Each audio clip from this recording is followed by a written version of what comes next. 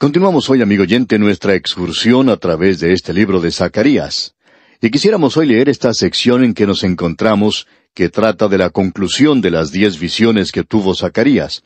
Y para hacer esto vamos a regresar un poco para considerar lo que dice el versículo 9 de este capítulo 6 de Zacarías. Vino a mí palabra de Jehová diciendo. Ahora, cada vez que Zacarías, y también ocurre lo mismo con los demás profetas, cada vez que ellos tienen un mensaje de gran importancia que tenga que ver con el futuro o con juicio que tiene que ver con el presente, ellos le hacen recordar a la gente que este no es un mensaje de ellos mismos, no es un mensaje propio de ellos, sino que lo están recibiendo del Señor. Y esto debería ser lo mismo para aquellos que somos ministros y maestros de la palabra de Dios. Tendría que servirnos de advertencia. No hay razón para que esto sea motivo de enfado. No hay razón para que uno se sienta de mal humor en cuanto a cualquier mensaje que se presente. Debemos presentar la palabra de Dios. Y los profetas tenían mucho cuidado en decir esto. Ellos no estaban tratando de ser malos o vengativos en cuanto al juicio. Tampoco estaban mirando hacia el futuro tratando de adivinar lo que ocurriría. Esto también debería ser una advertencia para muchos en el presente que están hablando en cuanto a la profecía. Pues bien, siguiendo adelante en la primera parte del versículo 10 de este capítulo 6 de Zacarías, leemos, Toma del cautiverio a Eldai, a Tobías y a Jedaías, los cuales volvieron de Babilonia. Ahora estos eran algunos hombres que habían vuelto de Babilonia. Ellos pertenecían a la cautividad. En nuestro programa anterior vimos el significado de sus nombres, y en realidad estos eran nombres babilónicos, paganos. Ellos habían nacido en la cautividad, y no estaban de acuerdo a regresar con los demás, pero ahora han regresado. Y lo hacen procedentes de Babilonia. Ahora en los versículos 10 y 11 dice el Señor a Zacarías, E irás tú en aquel día, y entrarás en casa de Josías, hijo de Sofonías. Tomarás pues plata y oro, y harás coronas, y las pondrás en la cabeza del sumo sacerdote Josué, hijo de Josadac. Ahora esto es algo extraño. No colocaron la corona sobre la cabeza de aquel que era del linaje de David. ¿Por qué? Porque eso hubiera indicado que Dios iba a restaurar el linaje de David en ese entonces, y él no tenía ningún interés en hacer eso. La realidad es que la próxima persona que llevará la corona de David es el Señor Jesucristo, cuando Él venga a esta tierra a establecer su reino. Así es que, como resultado, aquí se coloca la corona sobre Josué, y él es el sumo sacerdote.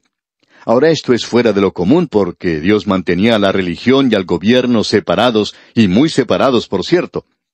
Aquí la corona está siendo colocada sobre Josué, el sumo sacerdote, y hay una razón para ello. Veamos lo que nos dicen los versículos 12 al 15 de este capítulo 6 de Zacarías. Leamos. Y le hablarás diciendo, Así ha hablado Jehová de los ejércitos, diciendo, He aquí el varón cuyo nombre es el renuevo, el cual brotará de sus raíces y edificará el templo de Jehová. Él edificará el templo de Jehová, y él llevará gloria, y se sentará y dominará en su trono, y habrá sacerdote a su lado, y consejo de paz habrá entre ambos. Las coronas servirán a Elem, a Tobías, a Jedaías y a En, hijo de Sofonías, como memoria en el templo de Jehová. Y los que están lejos vendrán y ayudarán a edificar el templo de Jehová, y conoceréis que Jehová de los ejércitos me ha enviado a vosotros. Y esto sucederá si oyereis obedientes la voz de Jehová vuestro Dios. Esta es una sección muy importante. La razón por la cual la hemos leído junta es por la importancia que tiene. Es tan importante que la hemos leído toda junta, y también la hemos repasado parte por parte, y a veces la hemos leído 2 veces. Y aquí quisiéramos incluir un prefacio en este pasaje de las Escrituras. Estamos llegando ya a la conclusión de la primera división principal de Zacarías. Hemos visto 10 visiones. Es necesario que extendamos nuestra atalaya y veamos dónde estamos en la corriente de la historia de esta profecía. Es posible perder el camino a través de esta sección. Y si hacemos esto, entonces perderíamos una de las grandes lecciones que en nuestra opinión tenemos en las Escrituras y uno de los grandes principios que Dios señala. Queremos pues urgir a aquellos que hoy están tratando de enseñar la profecía a que estudien cuidadosamente este pequeño libro. Creemos que esto les librará de realizar algunas interpretaciones extrañas y misteriosas. Así es que, en esta sección primera tenemos 10 visiones. Y si usted aprecia solamente 8, está bien, si eso es lo que le gusta a usted. Estamos de acuerdo que estas visiones son raras y extrañas y muy simbólicas. Y cuando uno pasa a través de ellas, llega a la conclusión de que esto puede haber sido un sueño casual de un profeta de hace mucho tiempo, y que ellos no tienen ninguna relación la una con la otra y que puede ser interpretada de cualquier forma. Y estas están siendo usadas hoy como si fueran fábulas frágiles, en lugar de dárseles una interpretación real y verdadera. Ahora estas visiones no pueden significar lo que cualquier expositor quiere que signifiquen para que estén de acuerdo con alguna trama absurda de interpretación bíblica. Estas no son sencillamente un conglomerado de visiones.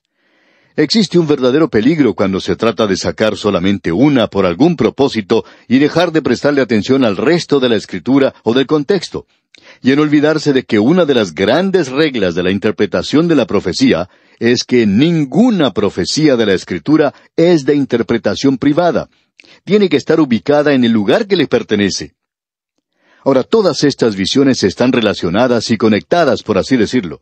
Tienen un significado local y cuentan una historia y también dan un bosquejo de la historia. También tienen un alcance hacia el futuro. Cuentan una historia y también sirven un propósito. Ahora aquí tenemos una visión de jinetes debajo de los mirtos, hasta carros con caballos de muchos colores. Y en cada uno de estos el tema es el juicio, y ese es por cierto el fondo que se presenta a través de todas las visiones. Aquí se presenta el futuro total de la nación de Israel, incluyendo la destrucción de sus enemigos.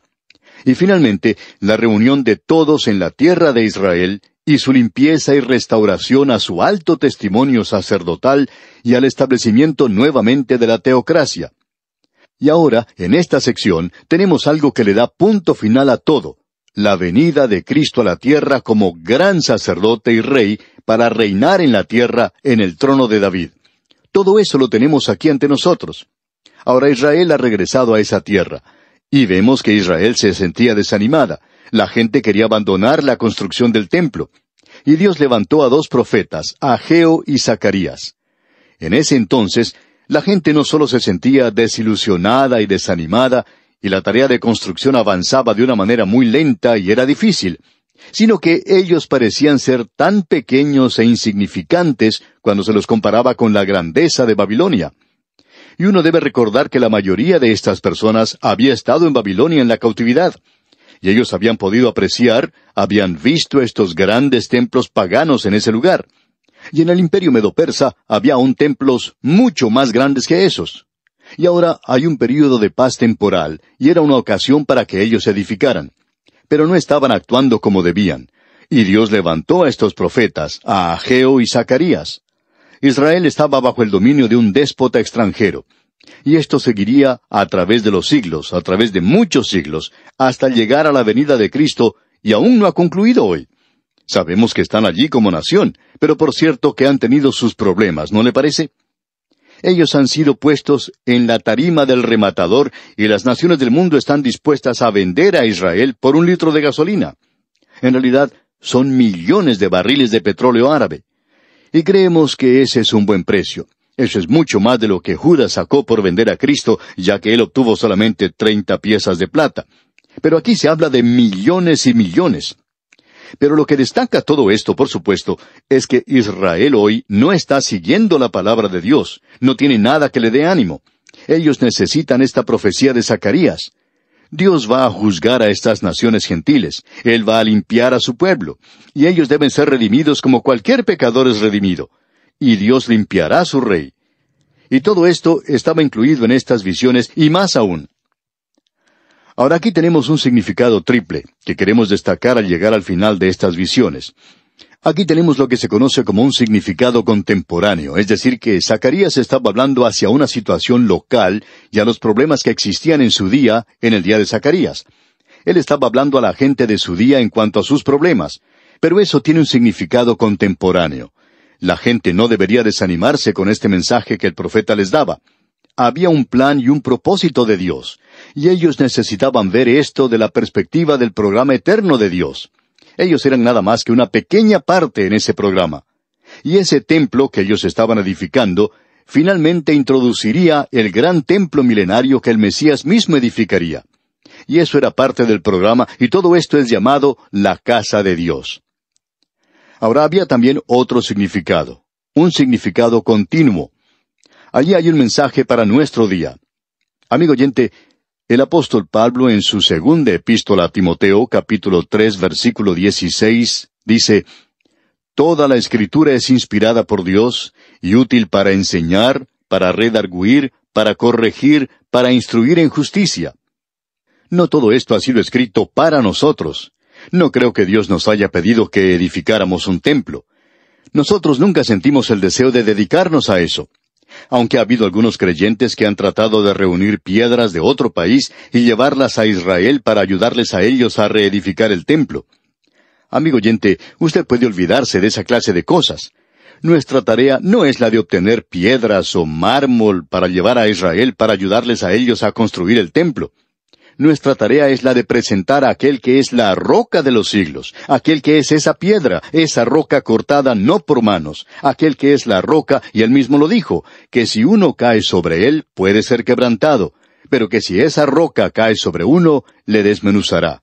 Entonces, esa roca vendrá algún día, y vendrá en juicio. Pero usted puede caer sobre él, y puede ir en arrepentimiento a él como pecador. Es por eso que decimos que estas visiones tienen un mensaje para nosotros hoy. Aún esa primera mujer astronauta que estaba viajando a través del aire con mucha facilidad dentro de una canasta, dentro del Efa. Sí, Dios está juzgando nuestras naciones. Usted puede leer del juicio de Babilonia, y ellos han desaparecido de las páginas de la historia. El imperio medo-persa vino y se fue. Lo mismo ocurrió con el imperio greco-macedonio. El imperio romano también se desarticuló y será reunido nuevamente. Después de todo, este mundo es como un gran escenario. Cada hombre tiene que representar su parte. Y aquí encontramos también un mensaje individual. Este es un mensaje donde Dios no solo está juzgando a las naciones, sino que Él está juzgando a las personas individualmente. Ahora nos preguntamos, amigo creyente, si usted es ciego al hecho de que Dios está actuando hoy en la historia de este mundo. Dios está juzgando a las naciones. Es necesario que le hagamos frente a las cosas que están sucediendo y que dejemos de ocultar nuestra cabeza en la arena. Las naciones, en lugar de enviar armas a otras naciones, deberían enviar Biblias y misioneros para ayudarles de esa manera. ¿O no cree usted que sería mucho mejor enviar maestros para que empiecen escuelas y orfanatorios e iglesias y le enseñen a esa gente a ser honrada? Lo que sucedió con el cambio en la situación económica a causa del petróleo en los países árabes es algo que nadie se imaginaba hace 50 años. Esto de cierto modo humilla a muchas naciones. Pero nuestros ojos no están abiertos. Nosotros continuamos andando en pecado. La riqueza del mundo está regresando a esa sección. A causa del petróleo, muchas naciones pueden ir a la quiebra. Y lo interesante de todo esto es que Dios había dicho que así es como iban a suceder las cosas. Así es como está sucediendo en el presente.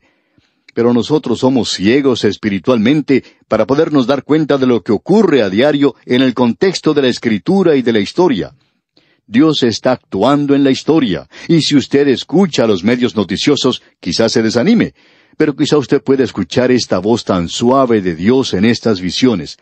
Estas no son visiones extravagantes ni absurdas, y ninguna interpretación de esa clase puede ser de satisfacción. El propósito de Dios prevalecerá. Dios está actuando en la historia para lograr su propósito. Luego existe una tercera interpretación, la consumación de todas las cosas.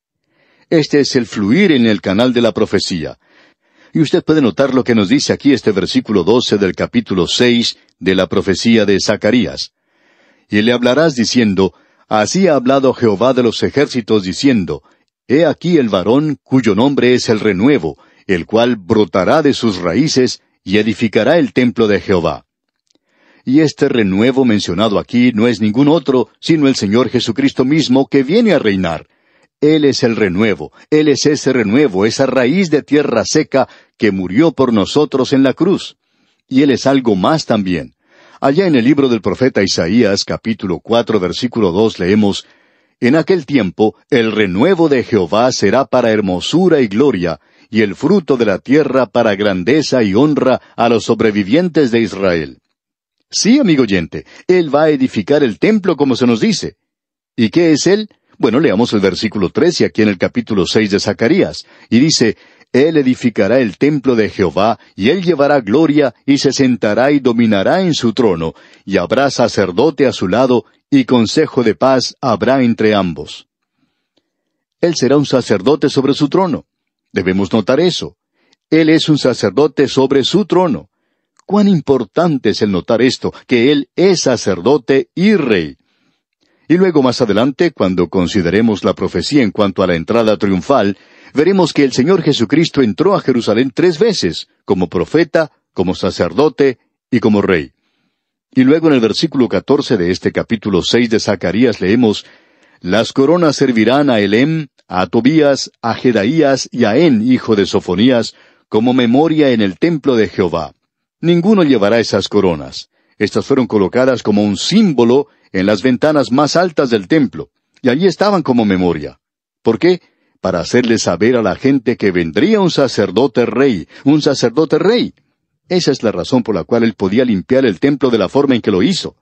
Y él aún dice que vendrán de lejos y ayudarán a edificar el templo de Jehová, y conoceréis que Jehová de los ejércitos me ha enviado a vosotros». Vamos a concluir esto, Dios mediante, en nuestro próximo programa, y luego seguiremos con el capítulo 7. Dios mediante, en nuestro próximo programa, vamos a entrar a considerar el capítulo 7 de Zacarías. Es nuestra oración que Dios le bendiga ricamente.